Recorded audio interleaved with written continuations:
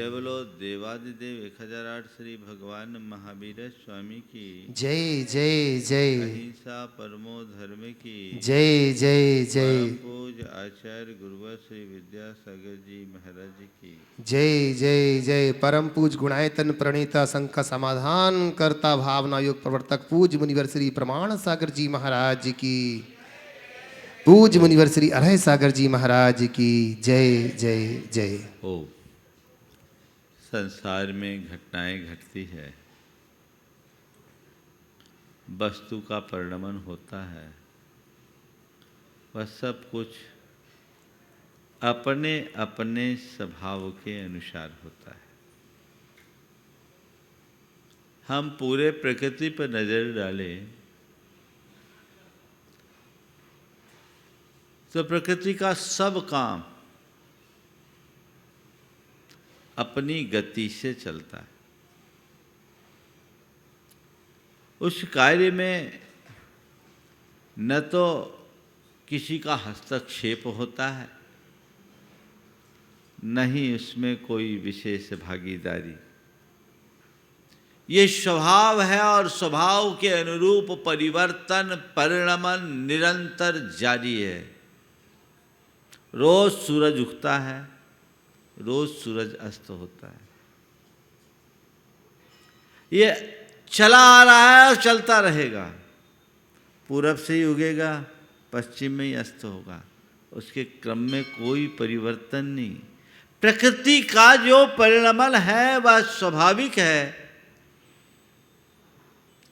चला आ रहा है, चलता रहेगा।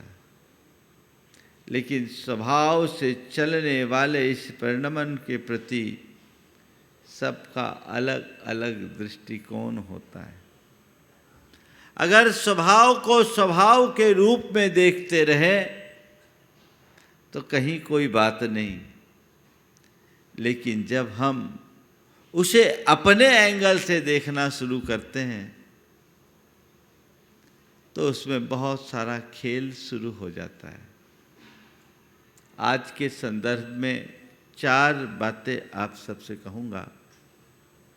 घटनाएं घटना, उनसे प्रभावित होना, प्रभावित करना और अप्रभावित रहना। घटनाएं घटती है, प्रकृति का नियम है, और जो घटनाओं से प्रभावित होता है वो इष्ट अनिष्ट संकल्प विकल्प करता है। हम लोग अपने अंतर मन को टटोल कर देखें, जो भी अच्छी बुरी घटनाएं घटती है, घटना न अच्छी होती न बुरी होती है, वो तो प्रकृति का एक अंग है, स्वभावतः होते रहती है। अच्छा और बुरा तो हमारे मन का एक विकल्प है, जिसे हम अपने हमारा मन जिसे अनुकूल मानता है वह अच्छी लगती है, और जो हमारे मन को प्रतिकूल लगता है वही घटना हमारे लिए बुरी लगती है।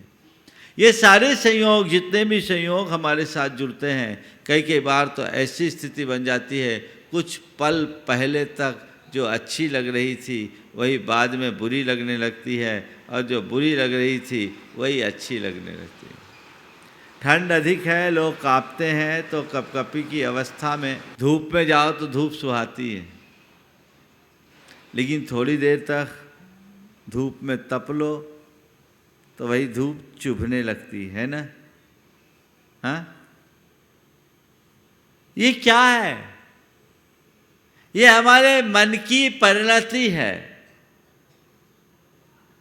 संत कहते हैं जीवन का रस लेना है तो घटनाओं को घटनाओं के भांति देखो, जानो, बस वहीं तक सीमित रहो। उससे प्रभावित मत हो, अप्रभावित रहो। तुम जितना प्रभावित होगे उतने दुखी होगे, और प्रभावित उन घटनाओं को प्रभावित करने की जितनी चेष्टा करोगे उतने व्याकुल होगे। थोड़ा सा अपने चित्त का विश्लेषण करके देखो, तुम्हारी पूरी शक्ति, समय और संसाधन किन बातों में खपते हैं। घटनाओं के घटने में या घटनाओं से प्रभावित होने या प्रभावित करने की चेष्टा में। अगर हमने अपने भीतर ये क्षमता विकसित कर ली कि सब में सहज होकर जीने के आदि और अभ्यासी बन गए, तो हमसे सुखी संसार में कोई नहीं। सच्चे अर्थों में संसार में केवल और केवल वही सुखी है जो साक्षी भाव से जीता है, तटस्थ होकर जीता है। तटस्थ होने का मतलब क्या? नदी की धार बहती है, पल पल बहती है, पर तट जहाँ क्या तहाँ बना रहता है। घटनाओं की धार बह जाने दो, पर तुम वहीं के वहीं रहो। ये कैसे होगा? जब वस्तु के स्वरूप को जानोगे। मैं आपसे एक सवाल करता हूं, किसी के पास ऐसी ताकत है कि जो समुद्र में मिठास ले आए? किसी के पास ऐसी सामर्थ्य है जो सोने को सुगंधित कर दे? है इस संसार में कोई ऐसा पराक्रमी जो सूरज को पश्चिम से उगा दे? निसर्ग के नियम को कोई बदल नहीं सकता, ये शाश्वत सत्य है ना?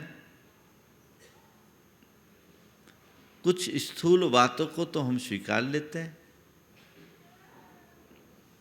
हमें सुबह होने और शाम होने में कोई फर्क नहीं पड़ता, क्योंकि हमें पता है निसर्ग का नियम है, सूर्योदय होगा तो सूर्यास्त होगी, दिन उगा है तो रात होगी। समुद्र का पानी खारा है तो खारा ही है। सोने में तो सुंदरता है लेकिन सुगंध नहीं है तो नहीं है, फिर भी सोना सुंदर है। तुम उसे देख रहे हो, अपना रहे हो, स्वीकार रहे हो। संत कहते हैं ये बात समग्र के साथ जुड़ जाए तो जीवन निहाल हो जाए। सबके साथ ये बात जुड़नी चाहिए कि प्रकृति में जो भी है वो अपनी अपनी परिणति से है।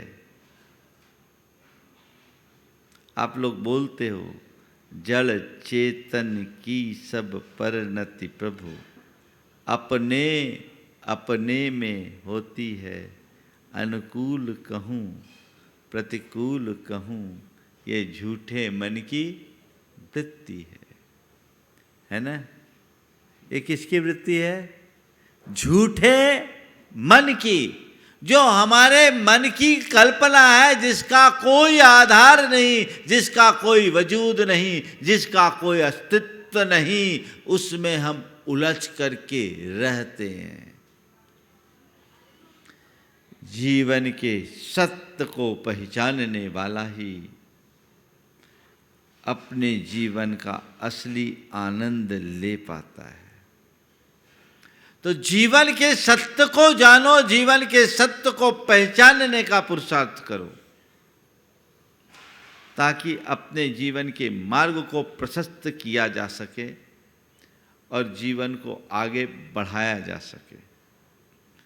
तो घटनाओं का घटना घटेगी, वस्तु के स्वरूप को समझो, जो उत्पन्न हुआ है वह नष्ट होने वाला है। संसार का प्रत्येक पदार्थ अपने अपने स्वभाव के अनुरूप परिणमन करता है। मैं उसमें निमित्त बन सकता हूँ पर उसका कर्ता नहीं, क्योंकि हर द्रव्य अपना कर्ता स्वयं है, कोई दूसरा उसका कर्ता नहीं है। इस पर जिसका श्रद्धान हो जाए वो कभी विचलित नहीं होता। घट रहा है, ठीक है, ये क्या है? एक संयोग है, हो रहा है, पर मेरा स्वभाव नहीं है। आचार्य कुंद घटनाओं से अप्रभावित रहने की कला बताते हुए कहते हैं कि ऐसे ज्ञानी की परिणति क्या होती है। कुछ भी घट जाए तो कहते हैं पुग्गल कम्मम को हो तस्य विवागोदवो हवदियेशो नहु एस मज्ज भावो जानग भावो दुअहमिको। पुग्गल कम्मम रागो तस्य विवागोदवो हवदियेशो नहु एस मज्ज भावो जानग भावो दुअहमिको पुग्गल कम्मम मोहो तस्य विभागोदवो अवदियेशो नवेश मध्य भावो जानग भावो दुअहमिको। ये जो परिणतियां हैं, ये पुद्गल कर्म की परिणति है। चाहे बाहरी संयोग की बात हो या मेरे भीतर की परिणति की बात हो, इष्ट अनिष्ट जितने भी संयोग मेरे सामने उपस्थित हो रहे हैं, ये भी पुद्गल कर्म का कमाल है, उसकी करामात है। और मेरे हृदय में जो नित्य प्रति संकल्प विकल्प उत्पन्न हो रहे हैं, चाहे वो क्रोध रूप, मान रूप, माया रूप, लोभ रूप, राग रूप, द्वेष रूप, मोह रूप, ये सब भी कर्म के उदय से हैं।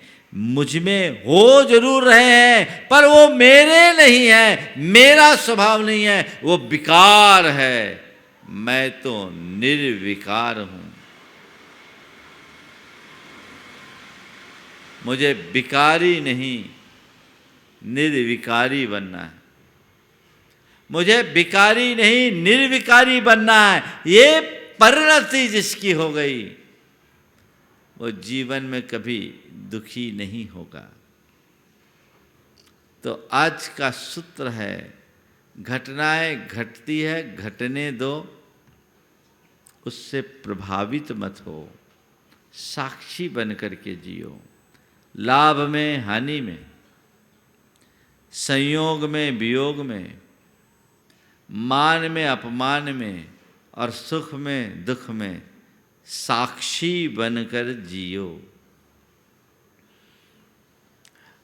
अपने मन से पूछो, कुछ होता है तो क्या करते हो? लाभ होता है तो फूल जाते हो, और थोड़ा सा नुकसान हो तो झेल नहीं पाते। कोई ऐसा व्यक्ति है इस दुनिया में जो इस सुनिश्चित तौर पर कह सके कि मैं केवल लाभ लाभ लाभ ही कर सकता हूं, हानि मुझे कभी उठानी नहीं पड़ेगी? है ऐसा? संयोग है। ज्ञानी जानता है ये लाभ है वो भी मेरा नहीं, और ये नुकसान है ये भी मेरा नहीं। ये लाभ और नुकसान तो बाल की परिणति है जो कर्म के संयोग से प्रकट हुए हैं। मैं तो लाभ हानि के गणित से ऊपर हूं। मुझे इस लाभ हानि के चक्कर में नहीं फंसना। उसके अंतरंग में समझ होती है, उस समझ के परिणाम स्वरूप वो दोनों में समभाव रखता है और जीवन में सहजता बनाए रखने में समर्थ होता है। कब लाभ हो जाए कब नुकसान हो जाए पता है?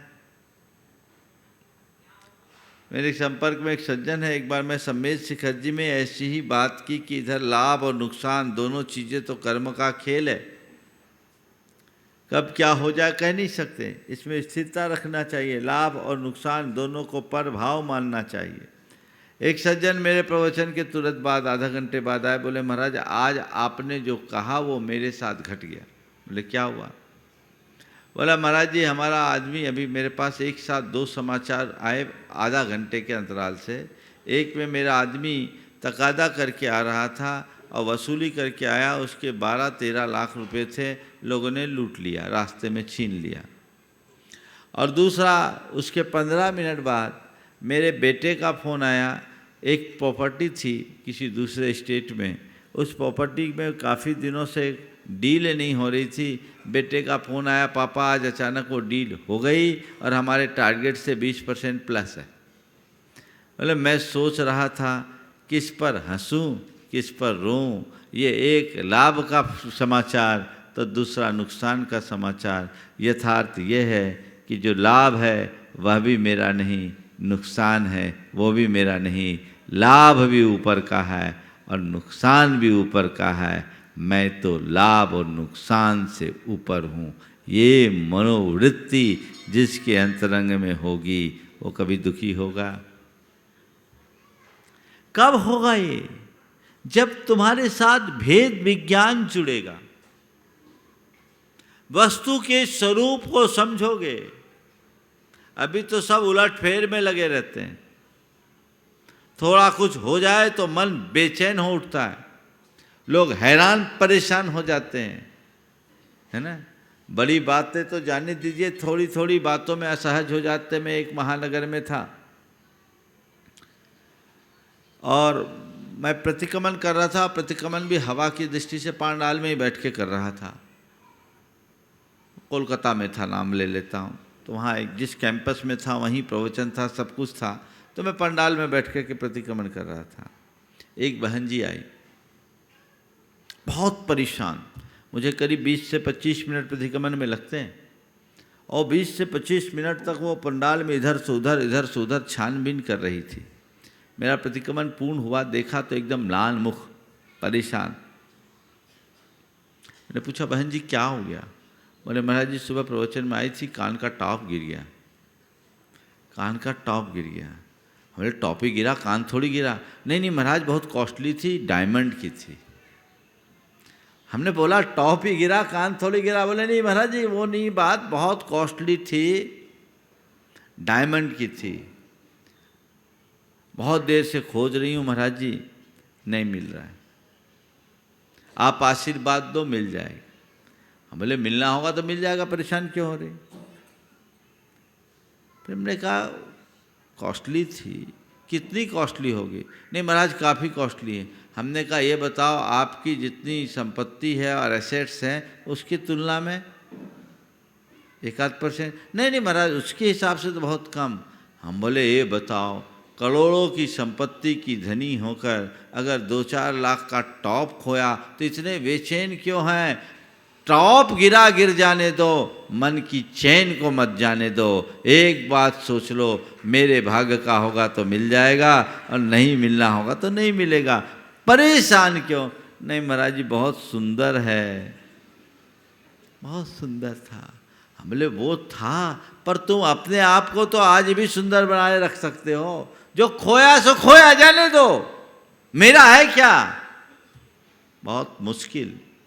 संयोग ये था कि फिर दूसरे दिन सारी मैटिंग वेटिंग हटने के बाद जब झाड़ू लग रहे थे तो मिल गया उसका भाग्य से, और जान में जान आई।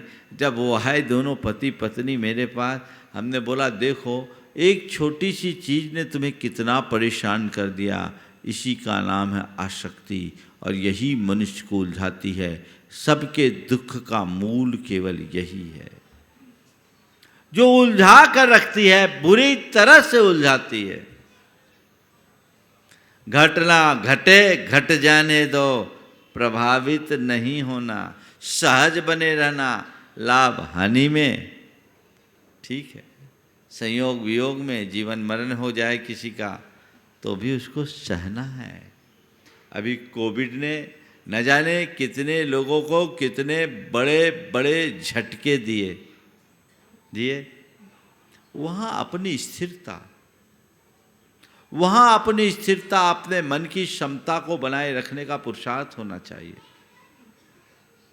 अपनी स्थिरता बनाओ, अपने मन की क्षमता को बना के रखोगे तो हमारे जीवन का पथ प्रशस्त होगा, अन्यथा सब कुछ विनष्ट हो जाएगा। न संयोग मेरे हाथ में, न वियोग मेरे हाथ में, न जन्म मेरे हाथ में, न मरण मेरे हाथ में। जन्म भी प्रकृति देती है तो मरण भी प्रकृति का अंग है। दोनों है तो हमें जन्म में जश्न नहीं और मरण में मातम नहीं।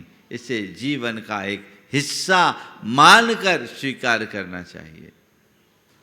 जिसके अंतरंग में ऐसा तत्व ज्ञान होता है वो कभी विचलित नहीं होता, और जो इस प्रकार के तत्व ज्ञान से शून्य होते हैं उनमें कभी स्थिरता नहीं होती। आपका पुरुषार्थ होना चाहिए कि हम इन सब से ऊपर हो सकें, इनसे उपरत हो सकें और अपने जीवन का पथ प्रशस्त कर सकें। मेरे संपर्क में एक सज्जन है, एक परिवार है, जिस परिवार में अभी अभी कोविड के दौर में 3 लोगों का वियोग हुआ। 3 लोगों को कोविड ने लील लिया। लेकिन तत्वज्ञानी होने का प्रमाण मैं आपको बता रहा हूँ, उस बड़े आघात को भी उनने सहज भाव से स्वीकार किया, ये सोचकर कि यही संयोग था, अब हम कर क्या सकते हैं। अब हम कर क्या सकते हैं। और दूसरी तरफ कुछ ऐसे भी उदाहरण सामने हैं जिसमें किसी के जाने का दुख तो नहीं है, पर उसके जाने के बाद वो छोड़ गया, उसको लेकर आपस में लड़ रहे हैं, उलझ रहे हैं, भाई भाई लड़ रहे हैं संपत्ति को लेकर के। बाप चला गया, उसकी परवाह नहीं, बाप की संपत्ति के पीछे लोग परेशान हैं। घटनाएं, घटना और घटनाओं से प्रभावित होना, बस दोनों बातों को ध्यान में रखें। पहले चरण में मुझे अप्रभावित रहना है, और जब वस्तु स्वरूप को जानोगे सब पर है तो प्रभावित होगे क्या। एक बात बताओ, अभी यहाँ बैठे हो, चाइना और पाकिस्तान में कुछ घटना घट जाए तो तुम्हें कोई फर्क पड़ता है? अरे क्यों, हमसे कोई मतलब ही नहीं, हमारा है ही नहीं, है ना। भारत में घटेगा, भारत से संबंधित हो तो तुम्हारा, भारत से अपनत्व तो लगा हुआ है तो तुम्हारा होगा। तुम्हारे अड़ोस पड़ोस में कोई घटना घट जाए, हमको क्या लेना देना, उसका वो जाने। तुम जिनसे अपनत्व रखते हो उनके साथ कुछ घटना घटे तो तुम प्रभावित होते हो। अपने परिवार में भी जिसके साथ लगाव हो उसके साथ कुछ घट जाए तो तुम विचलित होते हो। जिससे कोई लगाव नहीं उससे कोई फर्क पड़ता है क्या? नहीं ना। तो सार केवल इतना है, जब तक पर में आत्म बुद्धि है हर घटना प्रभावित करेगी, और जिसे भेद विज्ञान होता है वो पूरी तरह प्रभावित रहता है। भेद विज्ञान को जागृत कीजिए।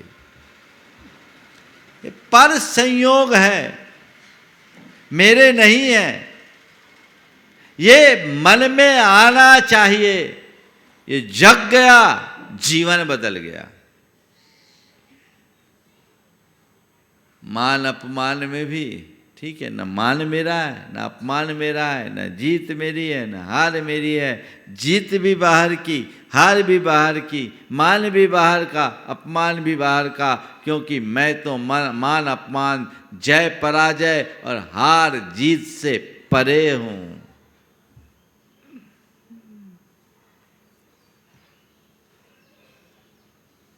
लेकिन आज तो यही है, कभी हम जीतने की कोशिश करते हैं, कभी हार जाते हैं, तो सामने वाले को हराने का प्रयास करते हैं। ये जीत हार के खेल में, ये जय पराजय के खेल में और मान अपमान के झमेले में हम सारा जीवन उलझा कर रख देते हैं। वस्तु स्वरूप को जानो, आत्म तत्व को पहचानो, जो इन सब से ऊपर है, वैसी दृष्टि उद्घाटित कर लो। जीवन निहाल हो जाएगा। जय पराजय से परे।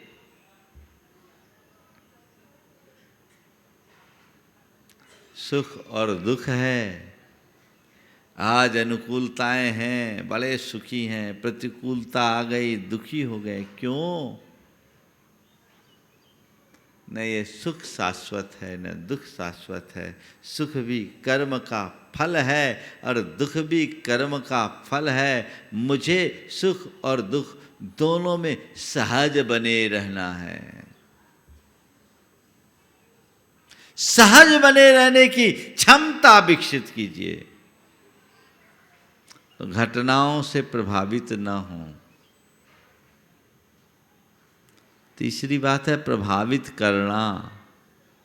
कुछ लोग प्रभावित होते तो हैं ही, औरों को प्रभावित करने की कोशिश करते हैं, घटनाओं को बदलने की कोशिश करते हैं, घटनाओं को प्रभावित करने की कोशिश करते हैं, वस्तु के स्वरूप के साथ खिलवाड़ करने की चेष्टा करते हैं। न भूतो न भविष्यति, न भूतो न भविष्यति। मेरे संपर्क में एक सज्जन है, अरबपति हैं, पर बड़े बीमार हैं। सब इलाज, और उस घर में 3 सदस्य बीमार हैं। दवाई में ही चक्कर लगता रहता है, परेशान बहुत। एक दिन मुझसे उन्होंने कहा, महाराज मैं कैसे भी स्वस्थ होना चाहता हूँ, चाहे इसके लिए जो लग जाए। मैंने कहा ध्यान रखना, पैसे से अस्पताल और दवाई मिलेगा, आरोग्य नहीं मिलेगा। पैसे से अस्पताल और दवाई तुम्हें उपलब्ध हो सकते हैं, आरोग्य नहीं होगा। आरोग्य तो तभी होगा जब तुम्हारा उस लायक पुण्य हो। पर तुम चाहते हो कि स्वस्थ रहना, तुम स्वस्थ रहना चाहते हो, तो मैं तुमसे इतना कहूँगा, अपने आप को अभी से स्वस्थ मानना शुरू कर दो, तुम्हारी अस्वस्थता खत्म हो जाएगी। महाराज कैसे इतनी तकलीफ है? बोले तकलीफ है माना, पर तुम्हें इतनी तकलीफ तो नहीं है कि तुम बिस्तर पकड़ लो। तुम्हें ऐसी तकलीफ तो नहीं है कि तुमसे बोलते नहीं बन रहा हो, चलते नहीं बन रहा हो, फिरते नहीं बन रहा हो, उठते नहीं बन रहा, बैठते नहीं बन रहा। तुम चल फिर रहे हो, उठ बैठ रहे हो। महाराज वो तो मैं ऑफिस भी चला जाता हूँ, हमारे सारा काम काज सब कुछ कर रहे हो, फिर भी अपने आप को बीमार मान रहे हो। मैंने उनसे कहा कि ध्यान रखना, तन की बीमारी का तो फिर भी इलाज संभव है, तुम्हारे मन की बीमारी का कोई इलाज नहीं। तुम माना तुम तन से अस्वस्थ हो, इसे कर्मोदय मान करके स्वीकार कर लो और मन को स्वस्थ रखो। हर पल ये विचार करो, मैं स्वस्थ हूँ, मैं मस्त हूँ, मैं स्वस्थ हूँ, मैं मस्त हूँ। स्वस्थ हो हम, ये तुम्हें ऊर्जावान बनाएंगे। अज्ञानी चीज़ों को बदलने की कोशिश करता है और ज्ञानी चीज़ों के अनुरूप अपने आप को एडजस्ट करने का प्रयास करता है। जो एडजस्ट हो जाता है वो उसका हिस्सा बन जाता है, वो आनंदित होता है। और जो एडजस्ट नहीं हो पाता, चीज़ों को बदलने की कोशिश करता है, वो अपना पूरा जीवन परिस्थितियों से जूझते हुए बर्बाद कर देता है, जीवन में कुछ हासिल नहीं कर पाता। जूझो मत, सहज बनो, साक्षी बनो, अप्रभावित रहो। नदी के धार में दो तिनके बहे जा रहे थे। पहला तिनका नदी की धार से जूझ रहा था और दूसरा तिनका बड़े अहोभाव से भरा हुआ था। उसने सोचा नदी सागर तक की यात्रा में चली है, मैं भी कुछ पल इसकी यात्रा में साक्षी बन जाऊं और इस धार में बह जाऊं।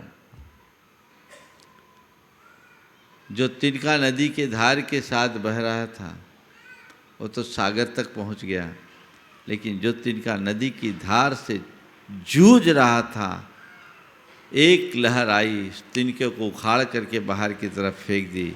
तिनका छत विक्षत पड़ा कराह रहा था। मैं कह रहा था वो तिनका वहीं करा रहा था।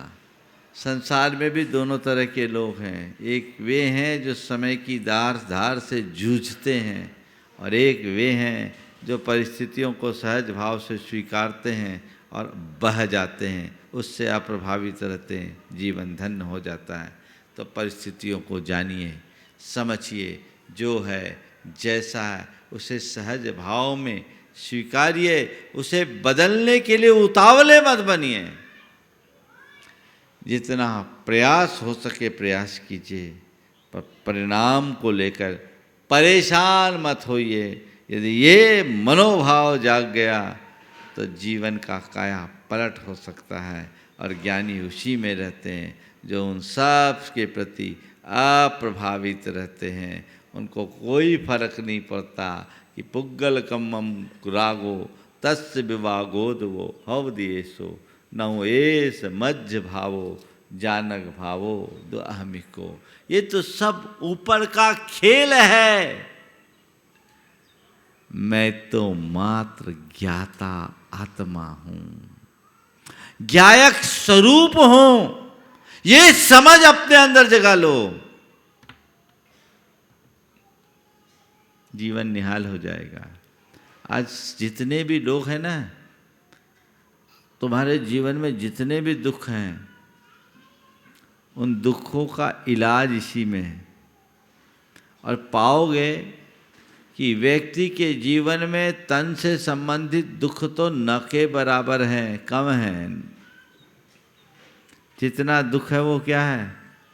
हाँ, यहाँ बैठा हुआ है ना, जिसे हमने पाल रखा है, जो हमारी मान्यता और अवधारणा के कारण पनपी है।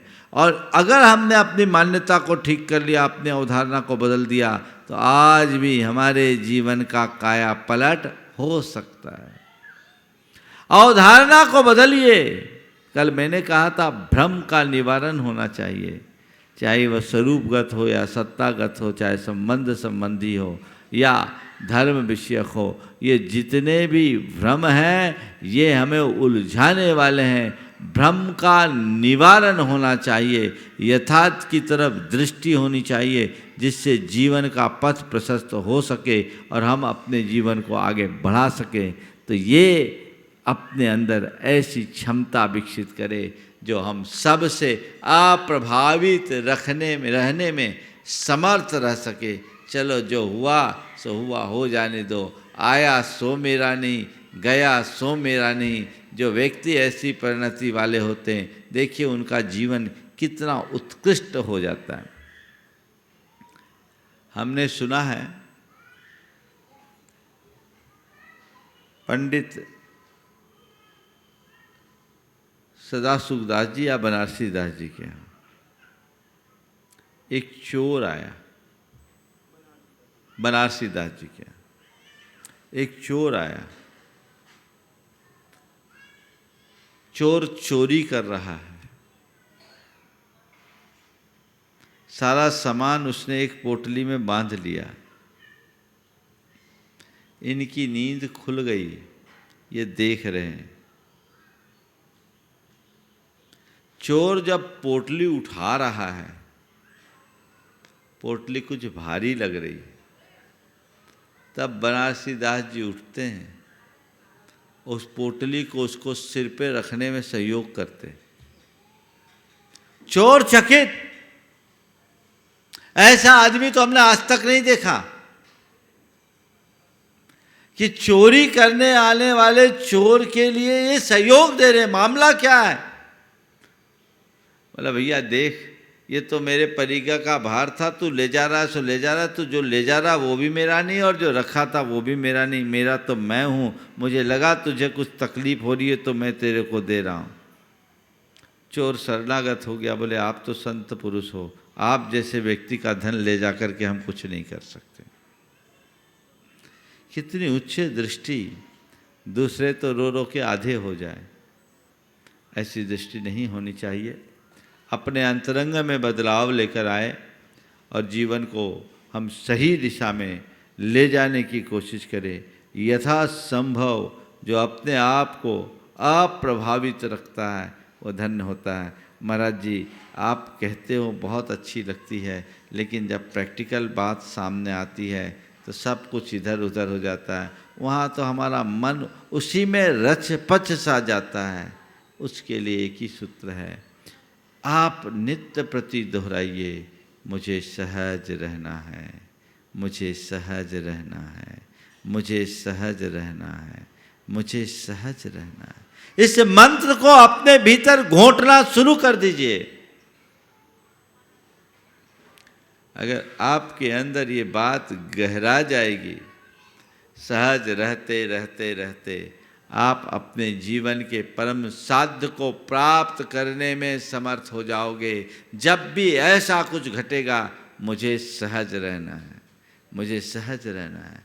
और वस्तु के स्वरूप को जानने वालों के अंदर ऐसी सहजता स्वाभाविक तौर पर आ जाती है और वो अपने जीवन का पथ प्रशस्त कर सकते हैं। सबके जीवन का पथ प्रशस्त हो, सभी अपने जीवन में सहजता को उद्घाटित करें। इस स्वभाव के साथ आज यहीं पर विराम ले रहा हूँ। बोलिए परम पूज्य आचार्य गुरुवर श्री विद्यासागर जी महाराज।